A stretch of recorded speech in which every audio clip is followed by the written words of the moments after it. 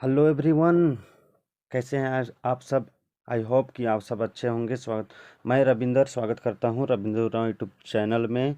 आज मैं झारखंड बोर्ड के विद्यार्थियों के लिए कक्षा 9वीं के लिए एक नया चैप्टर लेकर आया हूं, जिस चैप्टर का नाम है गति, मोशन। ठीक ना।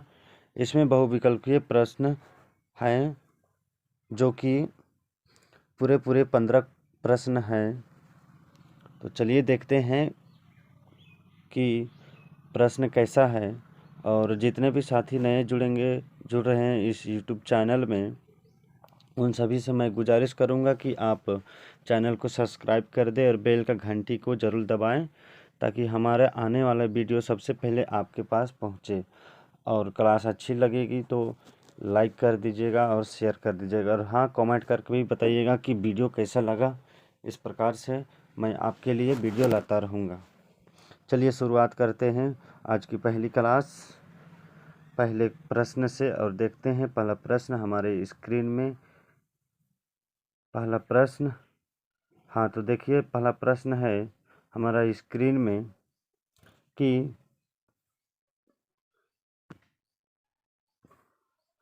पहला प्रश्न है, यदि वस्तु की गति का पथ सरल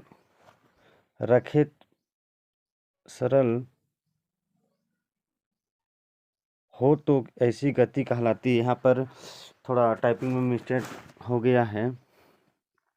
यहाँ पर आपका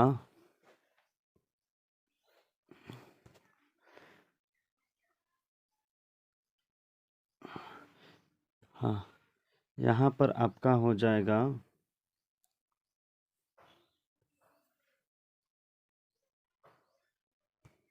सरल रेखीय। ठीक है,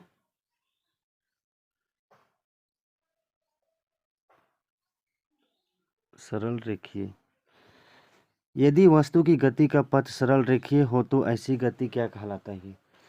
क्या वृत्ताकार गति कहलाती है, विस्थापन गति कहलाता है, या तो सरल रेखीय गति कहते हैं, या तो इनमें से कोई नहीं। तो आपका सही जवाब हो जाएगा इस प्रश्न का आपका सही जवाब हो जाएगा, इस प्रश्न का सही जवाब हो जाएगा आपका। तो ऐसी गति को हम लोग कहते हैं, क्या कहते हैं? ऐसी गति के हम लोग सरल रेखीय गति कहते हैं। ठीक है, ऑप्शन नंबर सी क्या हो जाएगा आपका? सही हो जाएगा। ऑप्शन नंबर सी आपका क्या हो जाएगा? सही हो जाएगा। ऐसी गति को क्या गति कहते हैं? हम लोग सरल रेखीय गति कहते हैं। अगला प्रश्न, चलिए अगला प्रश्न देखते हैं। प्रश्न संख्या 2 कहता क्या है कि घड़ी का कांटा किस प्रकार का गति करता है? घड़ी का जो कांटा होता है, सुई होता है, वो किस प्रकार का गति करता है? क्या असमान गति करता है, या एक समान गति करता है, या तो उपयुक्त दोनों करता है, या तो फिर इनमें से कोई नहीं?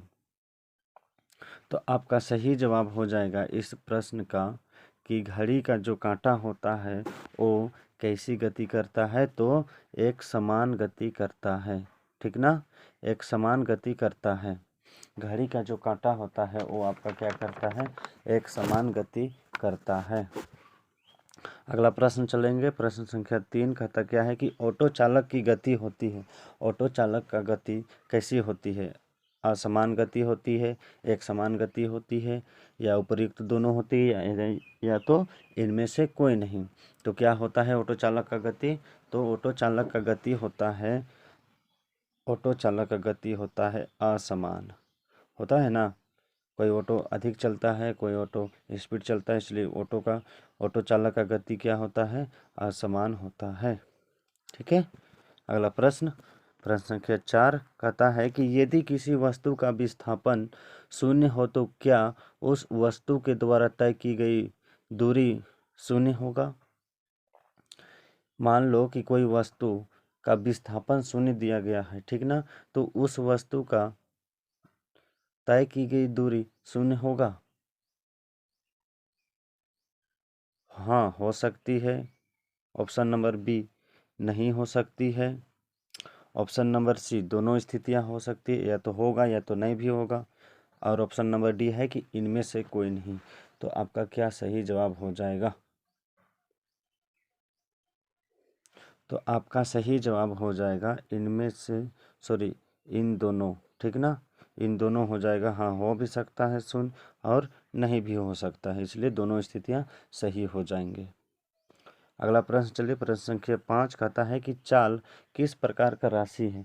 चाल किस प्रकार का राशि है, सदिश राशि है, अदिश राशि है, या दोनों है, या तो इनमें से कोई नहीं। तो ध्यान दीजिएगा, चाल एक कैसी राशि है, तो अदिश राशि है। केवल इसमें क्या होता है, चाल होता है, दिशा नहीं होता है, ठीक ना, दिशा नहीं होता है, इसलिए चाल क्या है, अदिश राशि है। अगला प्रश्न, प्रश्न संख्या 6, वेग कभी शून्य हो सकता है क्या। वेग कभी शून्य हो सकता है, हो सकता है, हाँ, नहीं, या तो हो भी सकता है या तो नहीं भी हो सकता है, दोनों। तो इनमें से कोई नहीं, क्या होगा। प्रश्न संख्या 6 का सही जवाब क्या होगा। तो आपका प्रश्न संख्या 6 का सही जवाब हो जाएगा कि वेग कभी शून्य हो सकता है। जी हाँ, हो सकता है, कभी शून्य हो सकता है, ठीक ना। तो आपका ऑप्शन नंबर ए क्या हो जाएगा, सही हो जाएगा। अगला प्रश्न कहता है, देखिए अगला प्रश्न, वेट में प्रति सेकेंड होने वाली कमी को क्या कहते हैं। सॉरी, यहाँ से थोड़ा सा मिस्टेक हो गया है, यहाँ पर वेट नहीं होगा, यहाँ पर वेट नहीं होगा, यहाँ पर होगा आपका, यहाँ पर आपका होगा वेग।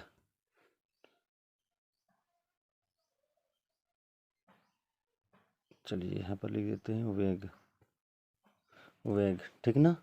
यहाँ पर आपका वेग होगा कि वेग में प्रति सेकेंड होने वाली कमी को क्या कहते हैं। त्वरण कहते हैं, मंदन कहते हैं, शून्य गति कहते हैं, या तो इनमें से कोई नहीं, क्या होगा। इनमें से कोई नहीं, क्या होगा बताइए। वेग में प्रति सेकेंड होने वाली कमी को क्या कहते हैं हम लोग।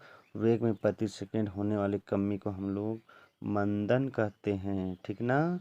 क्या कहते हैं, मंदन कहते हैं। अगला प्रश्न चलिए, प्रश्न संख्या 8 कहता क्या है कि एकांत समय में वेग में परिवर्तन कहलाता है, मतलब एकांक, ठीक ना। यहाँ पर एकांत, एकांक समय में वेग में परिवर्तन कहलाता है, क्या कहलाता है, विस्थापन कहलाता है, दूरी कहलाता है, या तो त्वरण कहलाता है, या तो आयाम कहलाता है। तो क्या कहलाता है, इसका सही जवाब हो जाएगा आपका ऑप्शन नंबर ए, क्या कहलाता है, त्वरण कहलाता है। जो एकांक समय में वेग में जो परिवर्तन होता है ना, उसको हम लोग त्वरण कहते हैं, ठीक ना। अगला प्रश्न,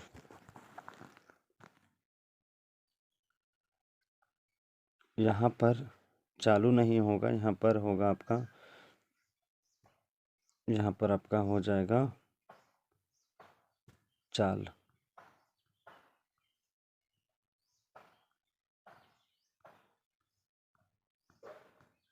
ठीक है, चाल। चलिए बताइए, चाल को यदि दिशा के साथ दर्शाते हैं तो उसे क्या कहते हैं। चाल को यदि दिशा के साथ दर्शाते हैं तो उसे क्या कहते हैं। त्वरण कहते हैं, दूरी कहते हैं, विस्थापन कहते हैं, या वेग कहते हैं। चाल को दिशा के साथ दर्शाते हैं उसे क्या कहते हैं। क्या ऑप्शन नंबर ए होगा, या बी होगा, या सी होगा, या डी होगा। तो मैं बता दूं, इस प्रश्न का सही जवाब हो जाएगा ऑप्शन नंबर डी। चाल को यदि दिशा के साथ दर्शाते हैं ना तो उसको हम लोग वेग कहते हैं, ठीक है, वेग कहते हैं। अगला प्रश्न चलिए, अगला प्रश्न देखिए, प्रश्न संख्या 10 कहता क्या है कि एक व्यक्ति ए से चलकर बी तक पहुंचकर पुनः ए पर आ जाती है तो विस्थापन होगा, क्या होगा। दूरी के बराबर होगा, या तो अनंत होगा, या तो शून्य होगा, या ए से बी तक तय की गई दूरी होगा। चलिए बताइए, इसका सही जवाब क्या हो जाएगा कि कोई व्यक्ति ए से चलकर बी तक गया है। मान ले कि यहाँ से यहाँ तक गया, ये बी है, यहाँ ए है। ए व्यक्ति यहाँ से यहाँ तक गया, ठीक है, फिर पुनः यहीं से फिर यहाँ वापस घुर गया, तो इसका विस्थापन क्या होगा, शून्य होगा, अनंत होगा, या दूरी के बराबर होगा, या तो ए बी के तक की दूरी होगा। तो आपका इसका सही जवाब हो जाएगा, सही उत्तर हो जाएगा ऑप्शन नंबर सी, शून्य क्या हो जाएगा, सही हो जाएगा। ठीक है ना। अगला प्रश्न चलिए, प्रश्न संख्या 11 देखते हैं कि क्या त्वरण शून्य हो सकता है। क्या त्वरण शून्य हो सकता है। यस हो सकता है, तो आपका हाँ जवाब सही हो जाएगा, हो सकता है। ठीक। अगला प्रश्न, क्या त्वरण ऋणात्मक हो सकता है। बताइए, त्वरण क्या ऋणात्मक हो सकता है। हो सकता है, हाँ, नहीं, या तो नहीं पता, या तीन में से कोई नहीं, क्या होगा। तो ऑप्शन नंबर ए आपका सही हो जाएगा, हाँ ऋणात्मक हो सकता है। अगला प्रश्न, तय किए गए मार्ग पर निर्भर नहीं करता है।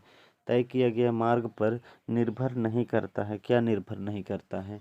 दूरी निर्भर नहीं करता है, विस्थापन निर्भर नहीं करता है, चाल निर्भर नहीं करता है, या तो इनमें से कोई नहीं, क्या होगा। तो इसका सही जवाब हो जाएगा आपका ऑप्शन नंबर बी। विस्थापन जो होता है ना, ए क्या करता है कि तय किया गया दूरी पर मार्ग पर निर्भर नहीं करता है।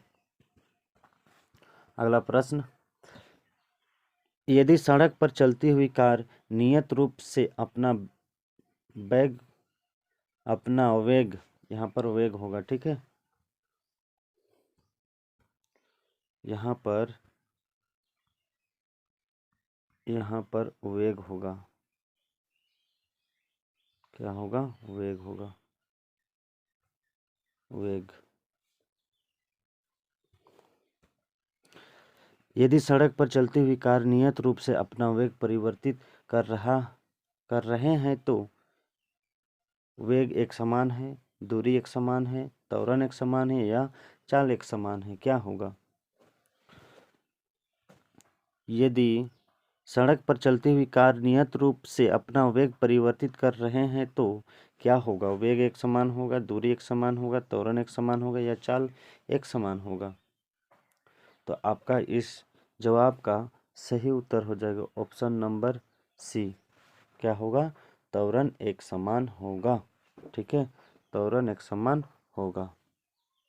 अब इस क्लास का आखिरी प्रश्न देखिए, आखिरी प्रश्न कहता क्या है कि एक समान गति के लिए दूरी समय ग्राफ होता है, क्या होता है। एक समान गति जो करता है उसके लिए ग्राफ कैसी होती है, क्या वक्र टाइप का होता है, या सरल रेखा होता है, या तो एक्स अक्ष के समांतर होता है, या वाई अक्ष के समांतर होता है। तो इसका सही जवाब हो जाएगा आपका सरल रेखा। ठीक ना, सरल रेखा। तो चलिए, क्लास ख़त्म हो चुका है, और कैसा लगा वीडियो आप सब कमेंट करके बताइएगा, और जाते जाते लाइक भी ठोक दीजिएगा, और जो भी नए हैं इस चैनल में वो चैनल को सब्सक्राइब कर लीजिएगा। चलिए, धन्यवाद।